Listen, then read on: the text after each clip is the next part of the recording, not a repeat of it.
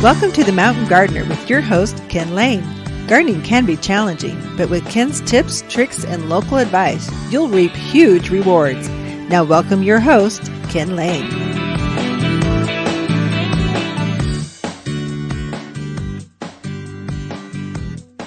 And welcome to this week's edition of The Mountain Gardener, your host, Ken Lane, here every week talking about the landscapes of northern Arizona. And we do garden here in northern Arizona 12 months out of the year. There are different seasons to gardening, so different types of plants will show up, and different activities that you're doing out in the gardens. Right now it's getting pretty easy. So it's pruning things up, cleaning the perennials back, deadheading some of the spent flowers that are on things like your yuccas, agaves, the Spanish brooms, and those kinds of plants. You can just clean things up. Raking the leaves up. We are still planting, but what you're planting has changed. So right now the planting crews, we've got two crews, they just run around the countryside putting trees and shrubs in the ground.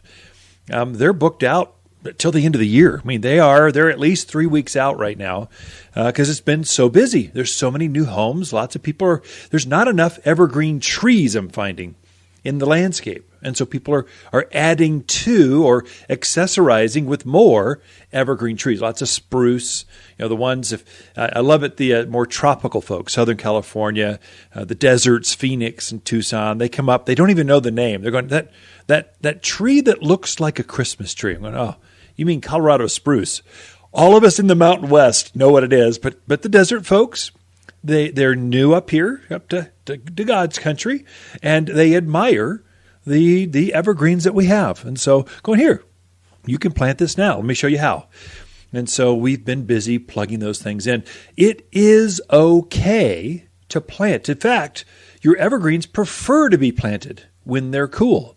They don't like to be planted in the heat of summer. It stresses them out more. They're at more risk when you plant, let's say in June, and it's 92 degrees out. That you can do it then, and we sell a lot of trees then, but it's harder on them. Evergreens, they tend to perspire a lot, and that new growth in spring is pretty tender. Right now, the new growth has solidified. It's put on extra coatings of wax, more pitch within the structure of the tree, and so it's very robust. Spruce and pine, junipers, firs, cedar, cypress, all these evergreen plants, the conifers. Conifers are defined as not necessarily evergreens, although most conifers are evergreen. Some actually do lose their needles, but a conifer will have a needle type of leaf to it, not an actual leaf like a maple leaf or a cottonwood or sycamore. They have an actual needle, and that's a conifer. A conifer could be a shrub, like yews. So yews do exceptionally well. You folks from the Midwest and East Coast, you know what Hicks yews, spreading yews, they're very famous. Here in the mountains of Arizona, though, they don't grow in the sun like they do in those parts of the country. Here they grow more of a shade kind of plant. They'll take some sun, but that peak June heat, middle of the day, bright sun at this altitude burns them. And so they tend to appreciate more shade, but they're definitely a conifer. They've got a needle, but it's more shrubby. Of course, the most famous of all of the conifers here in the mountains of Arizona are ponderosa pines, pinyon pines. We just got some, stunning native pinyon pines. They're glorious. I've never had them so large and so full. I mean, they look tropical, but it's a conifer. Those are conifers. The most iconic Christmas tree type of plant would be the spruces. So there's Colorado spruce, Fat Albert spruce, hoopsi, hookerai. There's a lot of different varieties. They all sort of have this pyramidal shape. So central leader, big swooping branches that come out, and they've got a nice point to them. They scream, decorate me, put some twinkle lights and some bows, and enjoy the holidays. I'll be out here enjoying the snow. They like the cold. All these conifers, they'll go down to easily minus 20 degrees. I mean, we will never see that kind of cold. The cold does not bother them. They like it. The secret when planting a conifer or any kind of tree right now is you have to stake it. It seems counterintuitive, but the wind, it's not so much the wind that gets them. It's the snow that's going to come in the next month or two through January, February, there can be some heavy snows.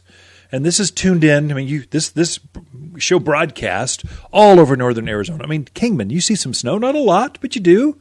Cottonwood, the Verde Valley area, you all see cotton. You see some snow. I mean, it melts fast, but you see it. Of course, Flagstaff, Williams, White Mountains, Prescott Valley, we all see snow. But the reason we live up here is we see the four seasons, but we don't have to live in it and have the gray skies of like Michigan, Ohio. It's gloomy all the time. It's rain, Portland and the Seattle rainy areas. Now you can get a little bit of snow, but it's just always gray. It brings you down. Here we got bright skies. We might have a storm, but it clears up and then it's just beautiful again. Yeah, it might have a chill in the air, but it's sunny, it's bright, you feel good. You go out for that hike out in the forest and just out in the sun, it just feels good. Your plants like that as well. They like the chill and then they like that bright sun. The snow can load up on the branches, and what happens is they'll actually continue to root, even right now. They're rooting out, sending out fine root hairs. The snow loads up, and then it just kind of, so much weight it plops over. And so the stakes are there simply to keep the tree upright so that we don't lose those new root hairs that are forming. So you could probably take them off after next spring's growth. So most conifers will grow. They push most of their growth in the spring, March, April, somewhere in there, typically. Not all of them, but typically. And so you'll see this on an Austrian pine. Austrian pines is nice, long-needled, beautiful pine tree. It's related to ponderosa pines, only it holds its foliage right to the ground. It has much more uniformity to it, much more handsome as a landscape shrub because it's so uniform. That plant actually can load up with 100, 200 pounds of snow. If you get a 6-inch snow here, it can just all load up on this tree and it just kind of goes, falls right over. Well, you can prop it back up and it won't hurt the tree. It's fine. But why lose all those new root hairs? It's going to continue to root. It's going to continue to bud. It's actually doing stuff even when it's cold out. All your plants are. Why not encourage it to hold on to those new root hairs? And then what happens is that tree, we're talking Austrian pines, actually most of the pine trees, they're some of the fastest growing of the evergreens.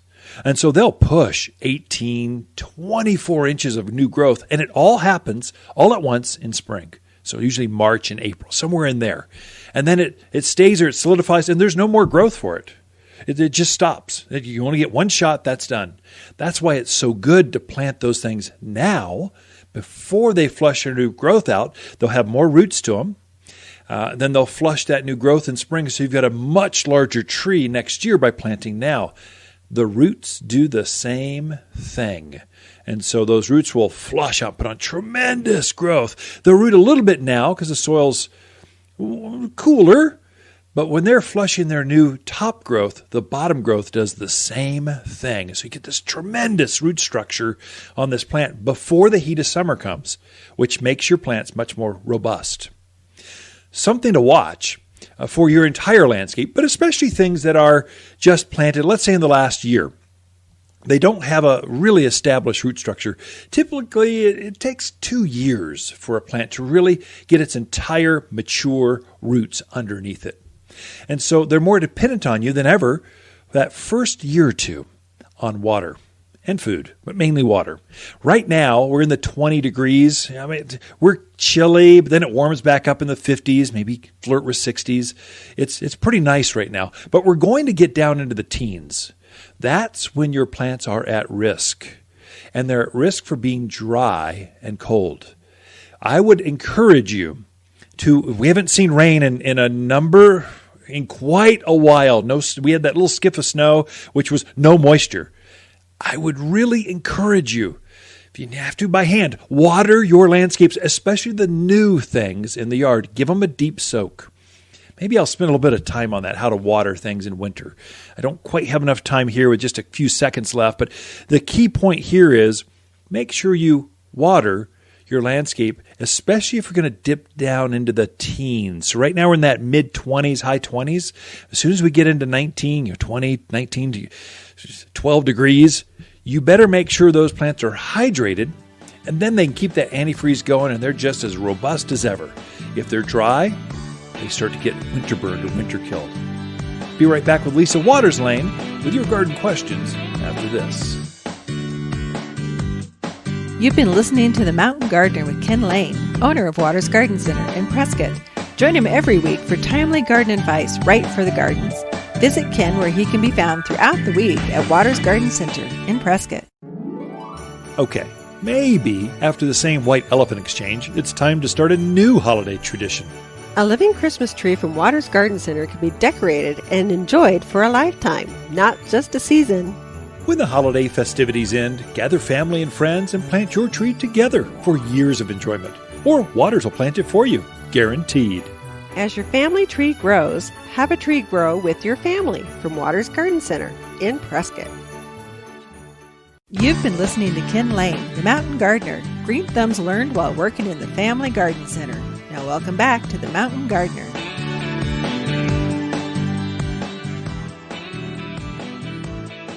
And we are back with Lisa Waters Lane. She comes each week with your garden questions. Just what are your neighbors talking about? And so that's what she comes. Welcome to the studio, Lisa. Thank you. So what's going on in your gardens? In mine? Besides Javelina. They've hit us twice, but they're after the pansies. I think they're hungry. I'm sure they're hungry and thirsty, but I'm not going to keep feeding them. Please go down to the neighbor's house. Eat their stuff. I actually thought about this morning. I'm like, I wonder if I should try a third time. Yeah, do it. Do it. The pumpkins are gone, so that's right. They kind of roam the neighborhoods at Halloween. They eat the pumpkins through Thanksgiving, and then those are all gone, and decorations are coming up. And yeah, I might try it. I might cross my fingers, and we'll see. I'll let you know. The gardens look great, except the pansies are gone and the right. kale. So that's just they like those two things. Mm-hmm. They didn't really bother the other stuff. They left. We had this one little color bowl that had a snapdragon in the center of it with pansies and kale around it. Guess what's left? Snapdragons. Snapdragon. Why is it they don't eat snapdragon? They taste bad. I think it's a they sap in must them. Because deer don't eat them. Javelina don't eat them. Yeah. Yeah.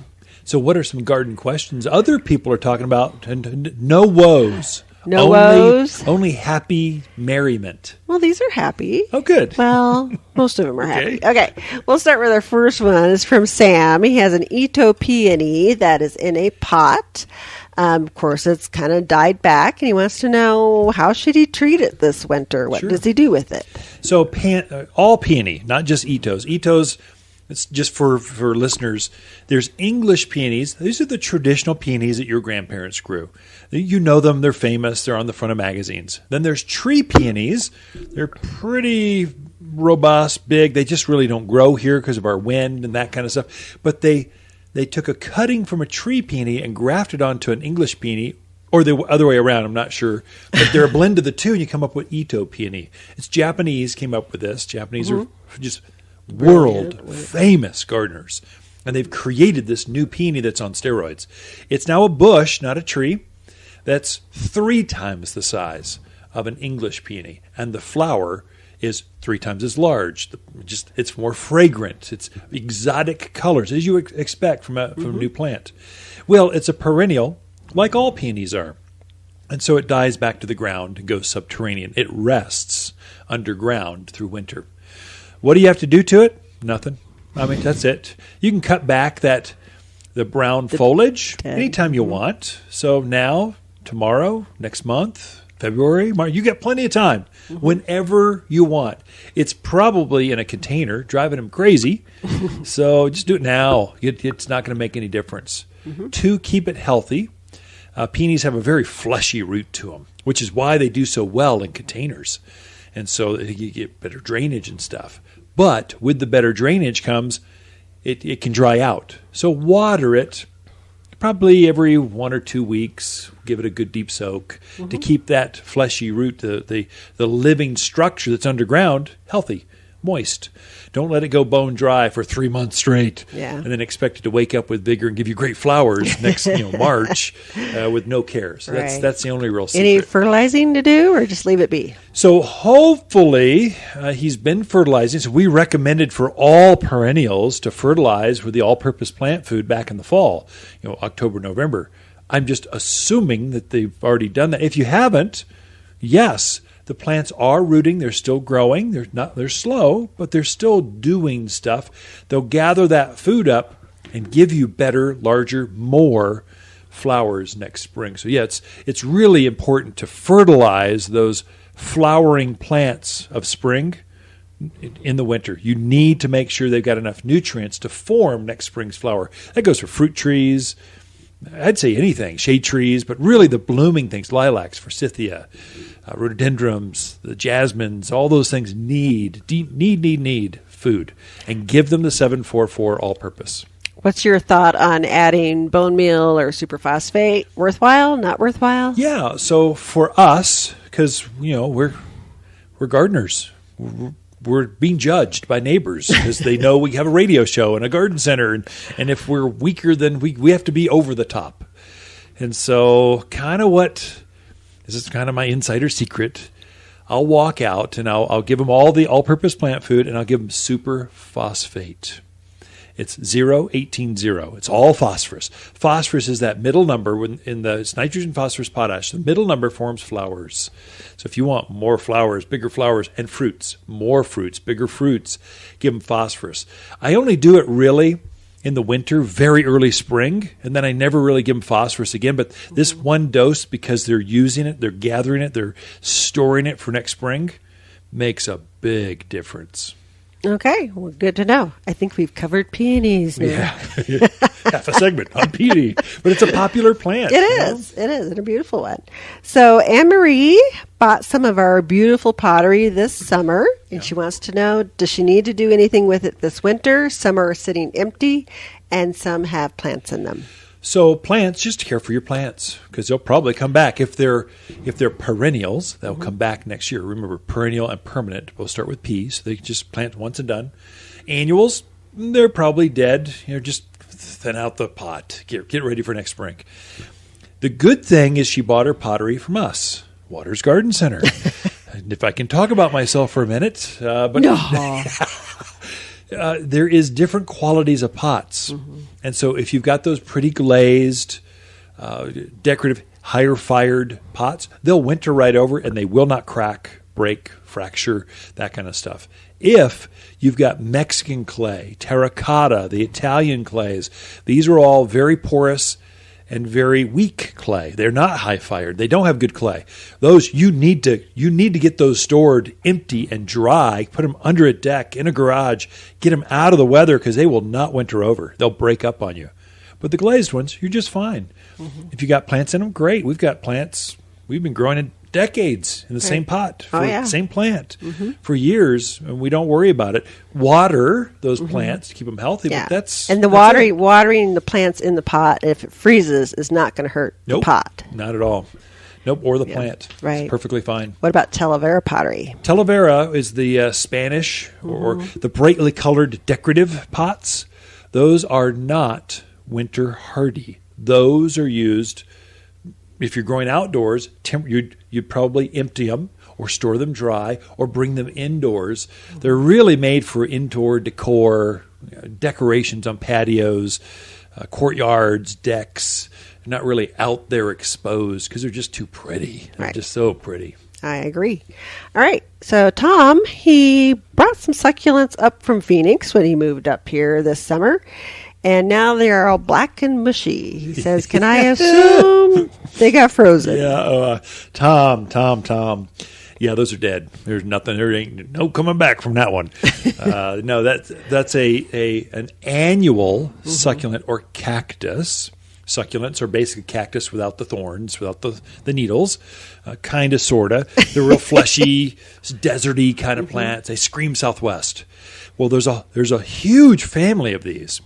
and most of them are not winter hardy. There's quite a few that are. We've grown quite a number of them in our gardens. They're used as rock gardens in containers, and they drape over, and they're beautiful. Those do not turn black in the winter. That just means they didn't have any antifreeze in them. They turn black and just mushy and died. And so there's no coming back. I would say just clean them up, get rid of the eyesore, and just get ready and come in and talk to us. We'll get you some new ones. I'd say number one most popular perennial succulent kind of plant is gopher plant or gopher spurge up here at this altitude. It's a big silvery green foliage, spiky. It looks prehistoric. It's a bright, fragrant yellow flower in spring. Super robust. It's a pollinator for butterflies, bees. It's a great critters plant. Don't like it. And the critters don't like it. But there's one of 36 that we sell here at the garden center. My favorite one is the Angelina. It has that real bright, almost lime green foliage. And even in the wintertime, it has that real bright foliage. Yeah. Mix that with the bloodgood, dragon's blood sedum. Very pretty. Yes, you can have sedum, but not from Phoenix. Ken and Lisa Lane and the Mountain Gardeners. Be right back. You're listening to Ken Lane, a.k.a. the Mountain Gardener. Ken can be found throughout the week in Prescott at Waters Garden Center. Listen each week as he answers timely garden questions unique to mountain gardens. The holidays are here in Arizona's Christmas City, bringing family closer and those chilly winter winds. While you're decorating the outside, don't forget to brighten up the inside with exotic Christmas plants from Waters. Beautiful Christmas cactus and poinsettia are coming to town, grown exclusively by Waters in colors you won't find anywhere else. Unique, vibrant, and guaranteed to warm even the dreariest winter day. Check your list twice for exotic Christmas plants at Waters Garden Center in Prescott. You've been listening to The Mountain Gardener with local expert Ken Lane. Join the conversation every week as he answers timely garden questions. Email Ken a question directly from your phone to his desktop through the web at watersgardencenter.com. That's Waters with 2 T's, gardencenter.com. Now welcome back your host, Ken Lane.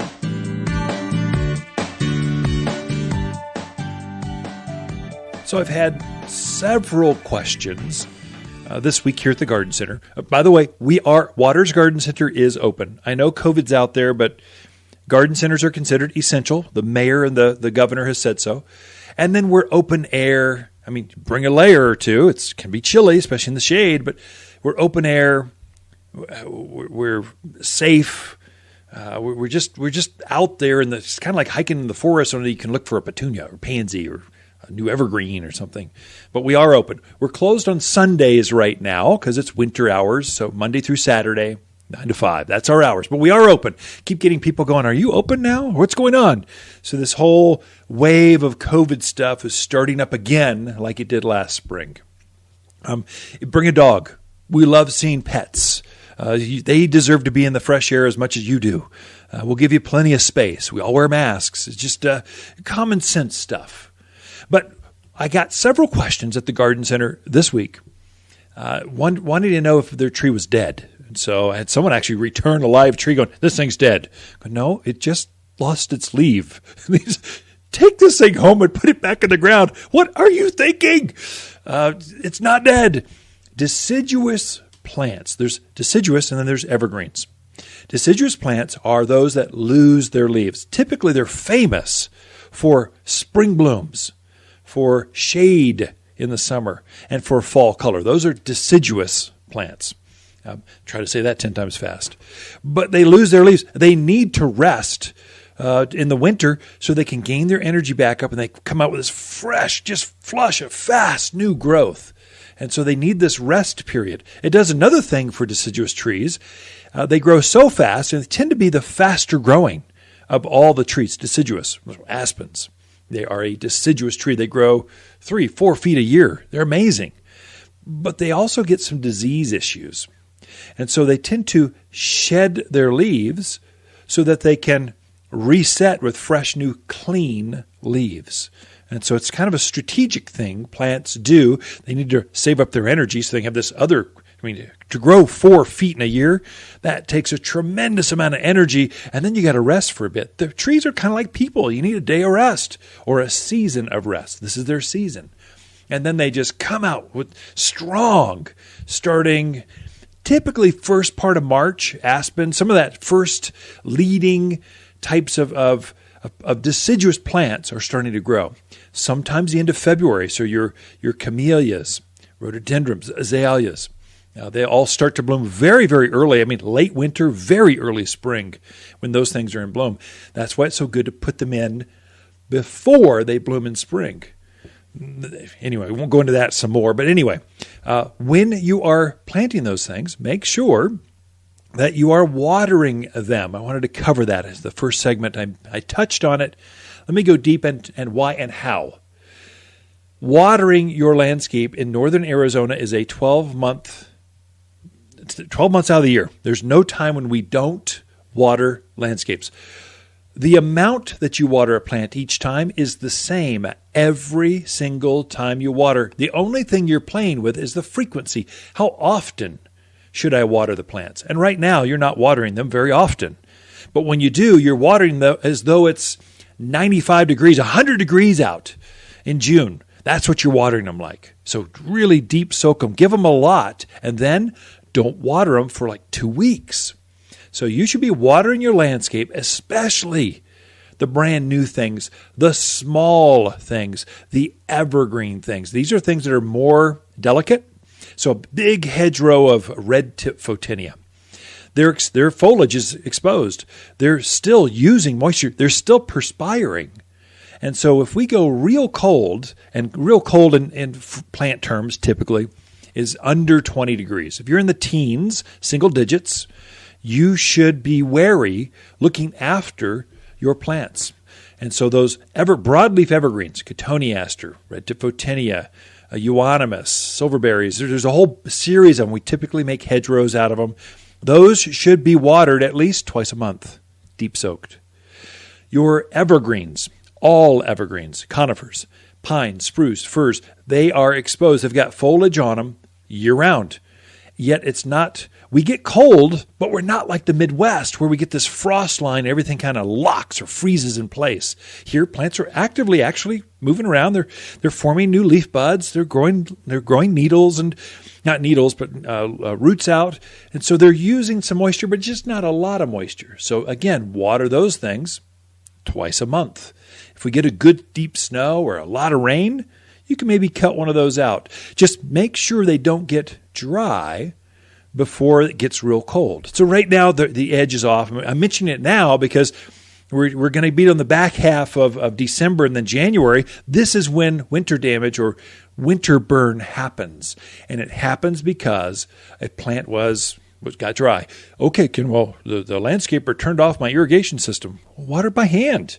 That's how your grandparents did it. They didn't have drip irrigation. Go out there and just take care of things. Pick a nice warm day, wear some gloves, power up the hose, and water your plants.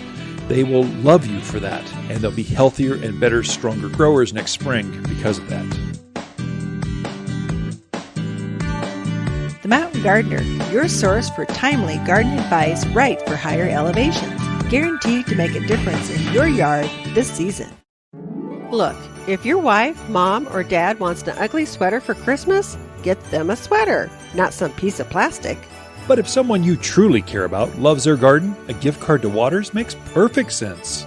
Next spring, she can pick exactly what she was hoping. We all know it's not the same as a huge flower basket or fragrant rose, but hey, it's winter. Gardeners understand. Waters online gift cards are found at top10plants.com or at Waters Garden Center in Prescott. You're listening to The Mountain Gardener with local expert Ken Lane. Mountain gardening is very rewarding, with a few Ken's tips, tricks, and garden shortcuts sure to turn your thumbs even greener. Now welcome back to The Mountain Gardener.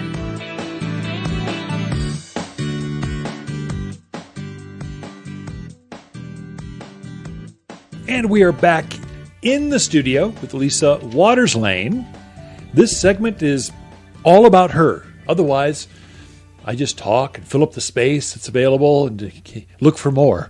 So I thought it was good for a different perspective, different ideas, different gardening style, and Lisa has got style. Plus, we've been married together for, what is this, 33? 34? 33. Yeah, 33 years. Our daughter, oldest daughter's 32. Mm-hmm. Wow. We're getting old, Got married in Prescott, Arizona back in the day, back in 1988. 87. Oops. Sorry. Guys, never do that.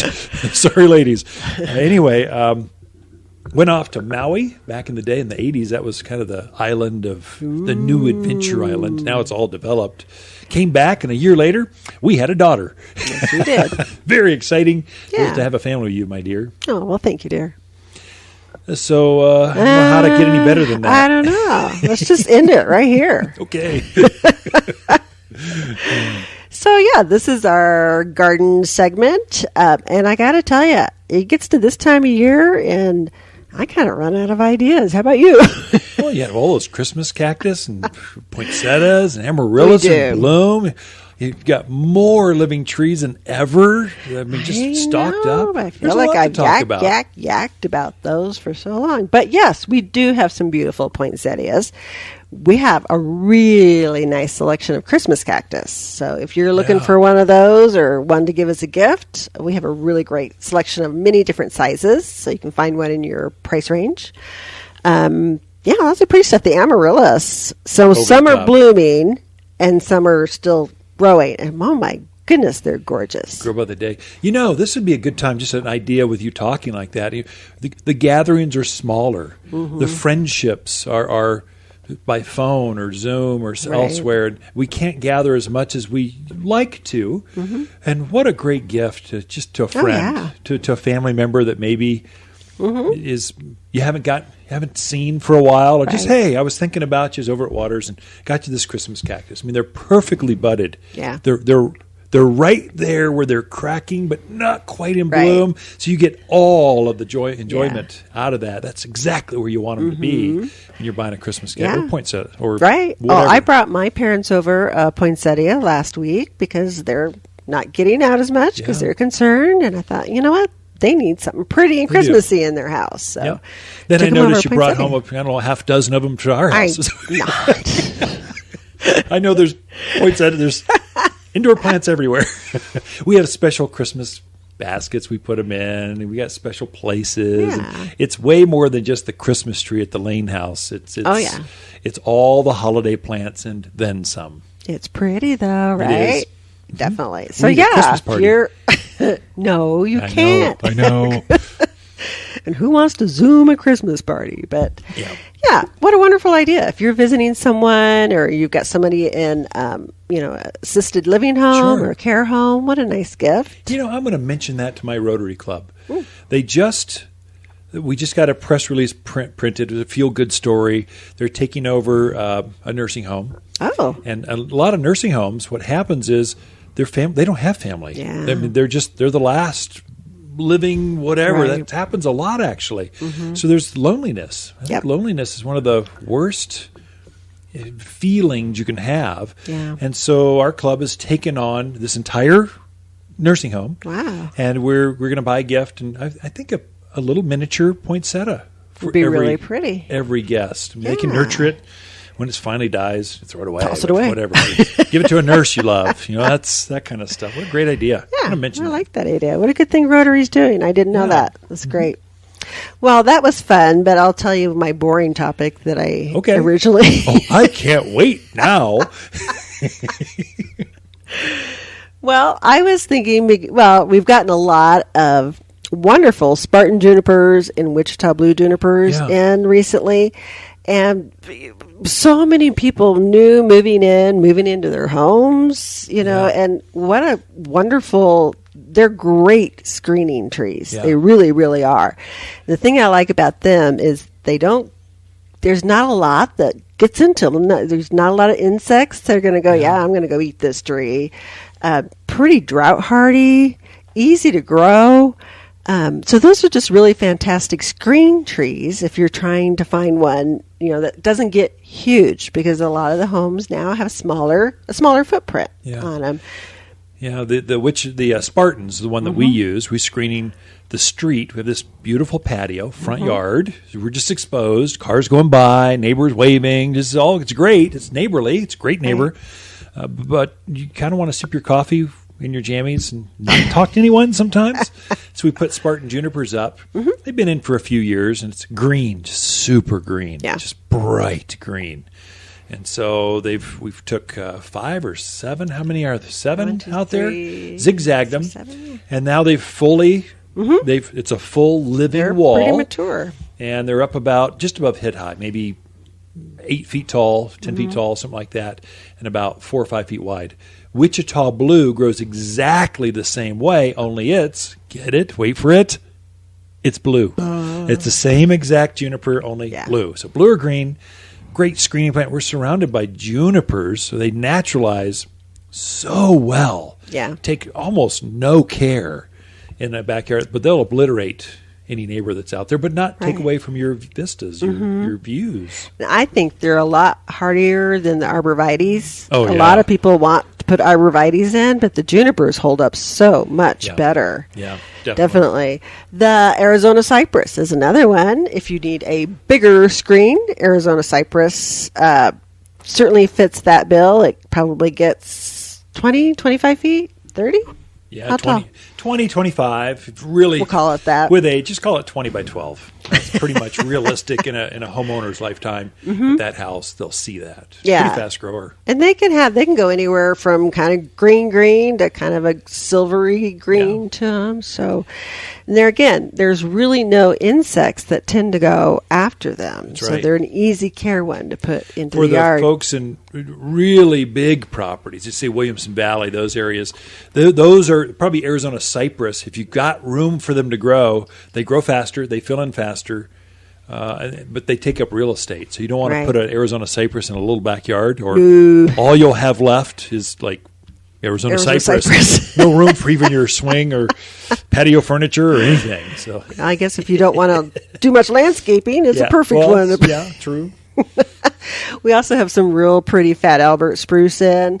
I love the Fat Alberts just because of their coloring. They have that real pretty kind of silvery blue color to them. And I always get this one mixed up. How wide do they get? I always tell folks about 15 by 10, 15 by 8, somewhere in there. So they're very much pyramidal, like a pyramid, but a nice pointed top to them. But it's a Colorado spruce, just dwarfed. So Colorado spruce is going to get 50 feet. This one's going to stay a third that size. So maybe that's why he looks fatter, is because he's shorter? Yeah, I don't know why they come up with that name. I would not call it a Fat Albert spruce. Nurserymen are not very good at names sometimes. They're better at Latin than they are at sexy garden plant names that people really aspire to be fat. True. I would go chubby spruce or something. Any not better? Fat Albert. No, I'd call it dwarf Colorado spruce. What I would call it. Short fat spruce. Go figure. I don't know. You know that the person that developed Fat Albert spruce probably going to tune in podcasts afterwards. Hey, you can't say that about my tree. Yes, we can. We just did. All of Arizona knows about it now. Anyway, we digress. We do. So now is still a good time to be planting those evergreens. So no problem putting them in, getting them going. So if they put them in now, they'd be watering twice a month, would you say? Yeah, that's about just right. Yep, it's perfect. Water them real good when you put them in. And then just as you get a nice sunny day, take a hose out and water them. Give them 5 gallons of water or whatever. Yeah, give them a good deep soak. Right. And we do have other trees that really would make nice screens as well. We've got some pinions. We do have some arborvitaes. For all the Midwest folks, they want arborvitae. We got them. Right. Anyway, great advice, Lisa. It's always fun hanging out on the airways with you. Yep. Or in a car, or in a plane, eventually. A train. Yeah. Anyway, Ken and Lisa Lane and the Mountain Gardeners. We'll be right back. Look for more tips, tricks, and garden shortcuts through Ken's website. Podcast the show, read his weekly garden column, or follow him on Facebook and Instagram at watersgardencenter.com. That's Waters with 2 T's, gardencenter.com. Okay, Maybe after the same white elephant exchange, it's time to start a new holiday tradition. A living Christmas tree from Waters Garden Center can be decorated and enjoyed for a lifetime, not just a season. When the holiday festivities end, gather family and friends and plant your tree together for years of enjoyment. Or Waters will plant it for you, guaranteed. As your family tree grows, have a tree grow with your family from Waters Garden Center in Prescott. Welcome to the Mountain Gardener with Ken Lane. Gardening in the mountains is different. Listen to Ken's tips, tricks, and garden shortcuts guaranteed to make your gardens more beautiful than ever this year. Now for better advice that works locally, welcome your host, Ken Lane.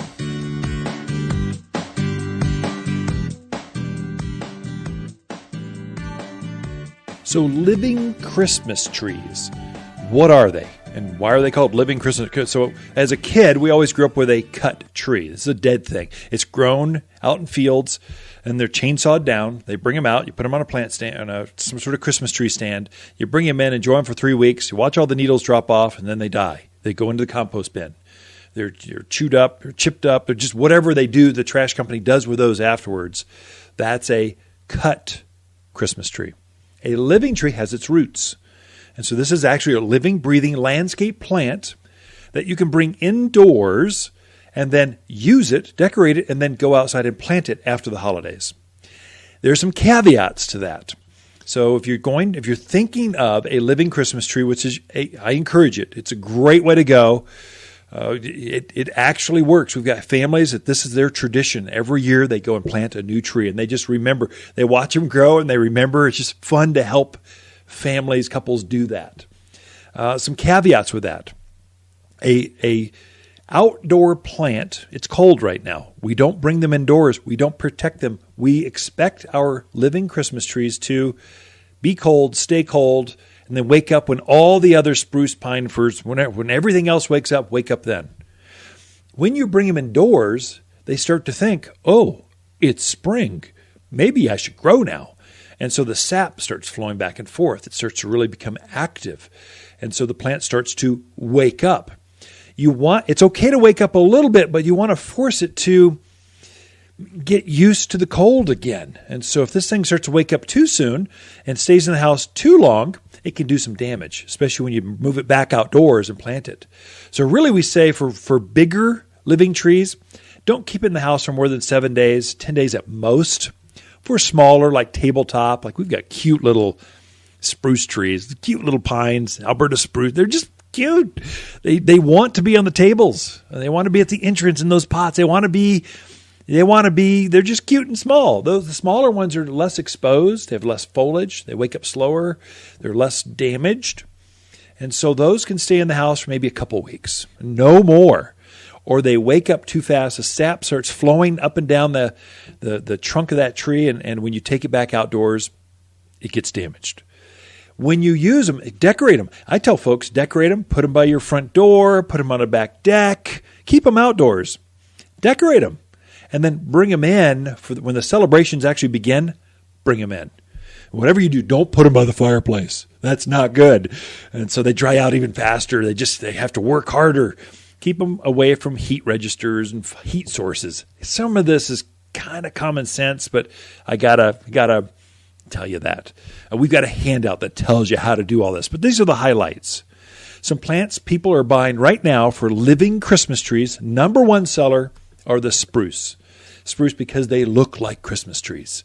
We have Spruce Mountain right here in Prescott. Spruce actually grow native on the ridgelines here. They love the mountains growing out. They just naturalize so well. And they look good. They've got this silvery blue color to them. They're just so easy to decorate because they got this layering to them.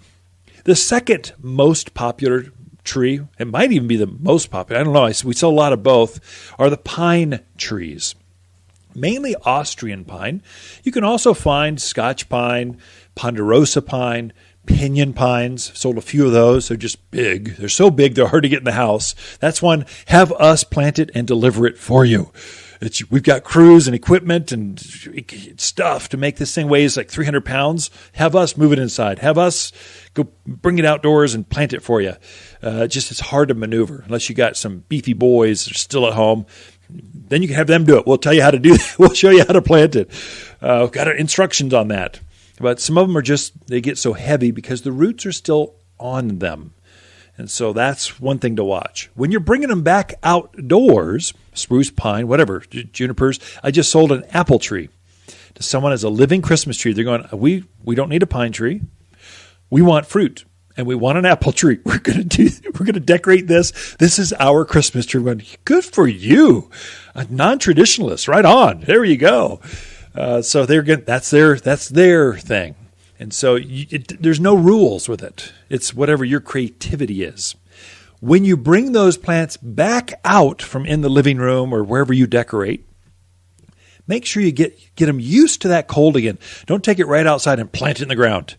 There's this transition period when you allow it to get cold again. Allow that sap that started to flow to slow back down, to go back into stasis, basically. So we tell folks, put it in an unheated garage, put it under a deck or patio, put it on the south side of your house. Let it go where it's cold, but it's sort of insulated. So then we let it stay there for, 3, 4, 5 days, whenever till the next weekend when you're ready to plant, and then go put it right out in the yard. Deep soak it, really give it a good deep soak, and then you're going to do that again about every 2 weeks, and the plant will just activate and just come alive with new growth usually March or April. It just depends on when the season kind of hits. When you're planting, December planting, if you're going to plant any tree, but especially living trees in the month of December, winter, January, 1st of February, any of this season right now, make sure you're digging the hole the same depth as the root ball. Don't go real deep. Dig it 3 times as wide. So the roots here in Arizona, there's nothing down there for them to go after, so the roots all grow sideways. You'll see this great big native, and all of the roots, this thing's 30 feet tall, 40 feet tall. They fell over or something, and you look at the roots only go down maybe 3 feet, 2-3 feet. That's it. That's how your plants are going to grow as well. The nutrients in the water are just under the surface, and they know this. So they're going to be running up and down the just underneath all that fabric and rock and looking for food and water.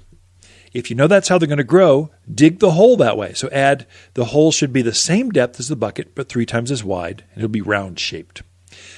You're going to throw away all the gunk. There's chunks of stuff, rocks, anything bigger than a golf ball, old roots, boulders. Some of you will hit boulders. Get that junk out of there. And then filter it or screen it. Some of you are going to have nice rich soil. Some of you are going to have no soil left. You'll have to add some more organics in there. You do need to add some organic material back into that soil. So your landscaper or your builder scraped off that thin layer of topsoil when they were building your house. And so literally some of your soils are dead. There's not one living thing. You won't find a worm. There's nothing viable or good about your soil. You'll have to reintroduce the organics back in there. That's what attracts the worms, that creates the mycorrhizal colonies. That's what encourages the roots to grow out into the surrounding soil. So usually you're going to have about 25-30% mulch to your native soil you pull out of that hole, blended together. So you can cheat it up to about 50-50 if you have a lot of rocks or you just need more soil. Once you go over 50-50 with mulch, it gets too gooey. It's too much. Then we've got topsoils or some other things we can add as filler to fill that void in the ground more. But usually about 50-50 at most, 25-50%. Blended, backfilled around that root ball. So you're going to pull it out of the here's another thing. A lot of your living Christmas trees, they're field grown. They dig them up usually with a machine, and then they wrap them in burlap. They call it a ball and burlapped tree. We put them in black buckets, that just as sleeves, just to transport them, show them off at the garden center. But really, you're planting that burlapped ball. Plant the whole thing. Don't take that off. Plant it right in the ground with the burlap and everything. Backfill, pack it in, put your stakes. You're going to put some fertilizer on it.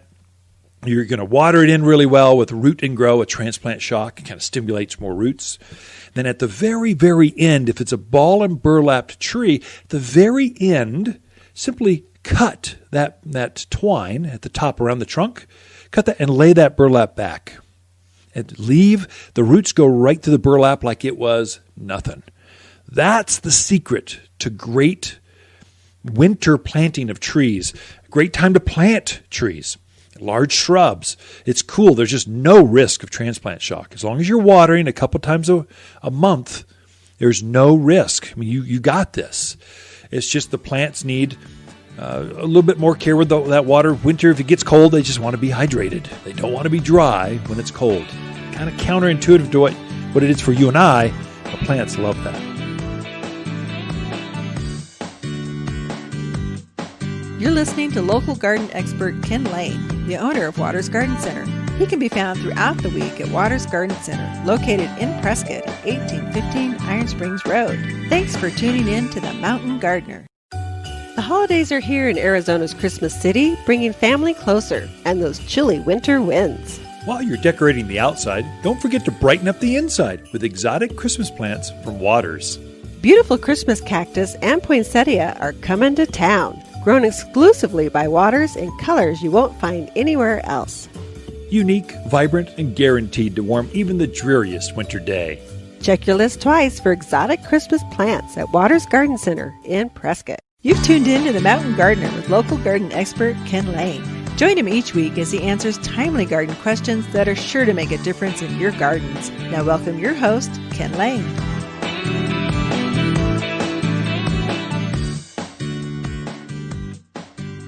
This is kind of exciting.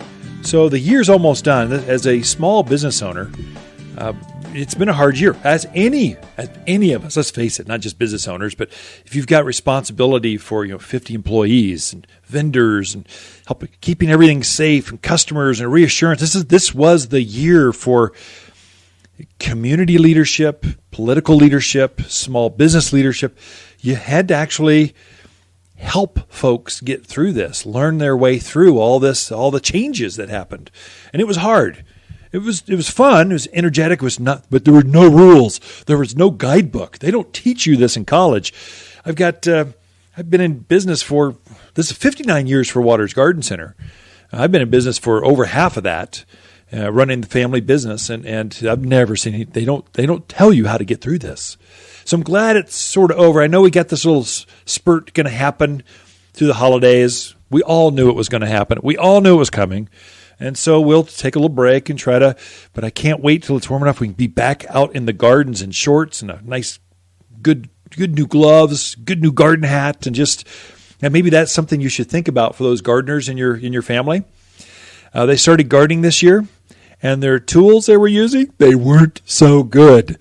You might consider some new hand tools, a new shovel with a nice fiberglass handle, new garden hat, some real gloves. I mean, like goat skin, something you can get wet that don't turn into bricks when you're gardening. So, I mean, not those cheesy cotton ones that they're almost disposable. Get them some real good garden tools, something that'll make gardening better. Pruning. We're into pruning now. Some of you should not be pruning with the tools you have in the garage, in that garden shed. You need a good tool, something that stays sharp. And, after the new year, it's time to really get into pruning. So your timing would be perfect for that. Just some ideas. And I hinted to Lisa, I want a new belt. So I got this beautiful new belt. Mine are kind of worn out. The holes, mine are just worn out. You know what a worn out belt looks like. It's time for a new one, I think. I'm going to eventually get out and go see people, go out to dinner and see a play or watch a symphony or just go to the movies. I can't wait till we get to do that again. And we will get to do that again next year. And so we're planning big for next spring. We think the way we're living right now will be through spring. So we're going to plan the seasons right now. We have huge remodels going on at the garden center to help flow, especially at the registers. People got too close, spreading things out, control the flow, watch the parking lot. We're doing things now to make it easier for March when the season hits. I mean, it's full on. I mean, by the end of February, it's full on spring. Everyone's out gardening. The seeds are just wiped out. The new seed plant starts are just going. People are putting those flowers in. We just put up our new garden class schedule for 2021. This is kind of exciting. Felt good about it. So I've got the classes ready for spring. We're going to start with houseplants. That Christmas tree, January 16th at 9 o'clock. That's Saturdays. We're going to start with Saturdays at 9:30. Happy, healthy houseplants with professional style. I think Lisa will probably teach that one. The 23rd, the one after that, it's top local landscapes with flair. It's a design class. How do you put good designs in your landscape? And then January 30th, the last Saturday, why January is the month to plant wildflowers. And we just continue thereafter. So look for that to be uploaded to our website shortly. I just got the list done going, God, it just feels good to look at 21 and think about gardening and just getting over this hump and having a life again. I can't wait. Throughout the week, Lisa and I camp out here at Waters Garden Center. We're wishing you and yours a Merry Christmas. To my Jewish friends, have a good Hanukkah this week. Look, if your wife, mom, or dad wants an ugly sweater for Christmas, get them a sweater, not some piece of plastic. But if someone you truly care about loves their garden, a gift card to Waters makes perfect sense. Next spring, she can pick exactly what she was hoping. We all know it's not the same as a huge flower basket or fragrant rose, but hey, it's winter. Gardeners understand. Waters online gift cards are found at top10plants.com or at Waters Garden Center in Prescott. If you want a more fruitful garden, increase success in your landscape that just feels better, then tune in every week to The Mountain Gardener. Years of tips, tricks, and garden shortcuts are guaranteed to make your gardens nicer than ever. Listen to this podcast or read Ken's weekly garden column by visiting watersgardencenter.com. That's Waters with 2 T's, gardencenter.com. Thanks for tuning in.